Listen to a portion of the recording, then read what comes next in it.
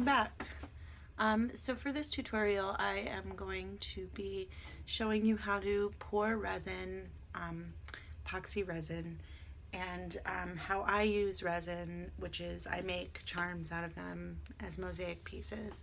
Resin can be used in a lot of ways.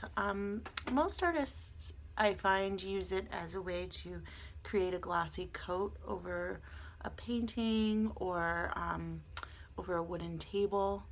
It is a highly toxic chemical. So that brings me to my first discussion, and it won't be long, is when I first started making resin and making resin charms, I watched a demo, I think, on Instagram, and it really like dazzled me because I'm like, oh, that looks fun. It's like science. You get to mix things together. You get to add your glitters and your colors, and what I discovered, and it took about 6 months to discover this, is that I was actually highly allergic to epoxy and resin. So I discovered it because I was actually building these all resin amoebas. This one was the first one that I did. I made a mold, and then I would do layer by layer by layer, and every night I would go to bed and my eyes would swell up, and my wrists would get very rashy and like all inflamed. And I had no idea that it was the resin that was causing it until I had been to the doctor a couple times. And, you know, I was even diagnosed with like an eye infection because I was a preschool teacher and all of this stuff. But then I started to notice that it was happening. What happened was, it was winter break. I didn't do a resin pour for like 2 weeks. I was in my hometown and I didn't have those same problems. And then when I did it again from there, I did. So I'm going on this long rant because it's very important to know that when you do this, you have to be very safe. So here's what I do to keep safe. I buy a specific brand of resin called art resin. I'm actually out of it right now, so I can't even show you the bottle, but I can pop it up on the screen right here. And it is the least toxic form, and it's a little bit more expensive, but it's definitely worth it. With art resin, I still get a tiny bit of itchiness, so I have to wear these goggles here because it's actually airborne. So I wear these, and then it doesn't affect my eyes. And I also wear long sleeves and rubber gloves while I do my resin pouring. So I just highly suggest you just start out doing it safe. Not everybody's going to have an allergy to it, but I think it's important to know that it is a risk. The other thing about resin that is super important that I want you to know is that, just almost knocked over my camera. So when you are pouring, you need to have precise measurements. So when you get your resin kit, you're going to have 2 bottles. One is a hardener and one is the resin. And what you do is you have to mix them in equal parts. And when I say that, I mean like to the T.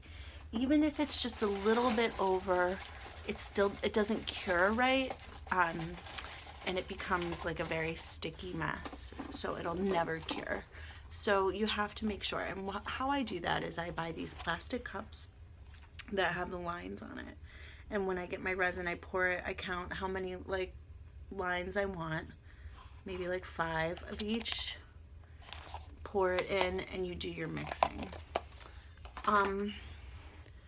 It's important to note that. It's also important to note that you mix for like a long time. I would sing your favorite song as you mix, and you'll see in my tutorial how I switch cups. That just helps the mixture go through. So those are just 2 points I wanted to say verbally. The rest of the video I will demonstrate with like text on the screen. And I'm really like, my stamina right now for making art is on fire. Like I don't, you know, there's a silver lining to everything, and like this quarantine, as unfortunate as it is, I mean, it's making us all a little wacky, but I am so grateful to have art as my outlet. And actually, I have had materials that I've just, you know, moved from place to place because I collect things. Like if I see like a really nice vintage fabric, I'll buy it, and then it like becomes a collection of materials. So I don't know about you, but if you're a materials collector like me, I've just been pulling out my stuff. I haven't even had to shop for materials to make stuff, and so I'm really like excited because I have it in my mind that I'm gonna take my art somewhere this year, and so I'm really proud of what I'm making right now, and I'm really proud of the thought that's been going behind it. So I'm gonna take a step back from making these tutorials because I find that like although I'm enjoying doing it, it's kind of distracting me from a focus that I have right now. What I will say is that if there's anything that you see, a technique or anything that you want to know or that you're curious about, just DM me and tell me, and I will make a tutorial based on what you want to know. And then maybe after I get through these projects that I'm embarking in, I will make another one, or even maybe show you a process of how I'm making what I'm making right now. But I'm not really into the place where I want to show you what I'm making yet, because I kind of want to like shop it around before I market it online. But if you check out my Instagram stories, that's where you're going to get your sneak peek. I'm not posting everything on my wall, but I'll sneak it in my story because I pretty much like to know who's looking, and my audience right now are like close friends and people that I've met along the way in the art world. So I feel very trusting to let it out in the story. So check that out if you want. And today the lighting is just so light. Okay, I'm gonna go. Thank you for listening, and if you have any questions, let me know. Bye, guys.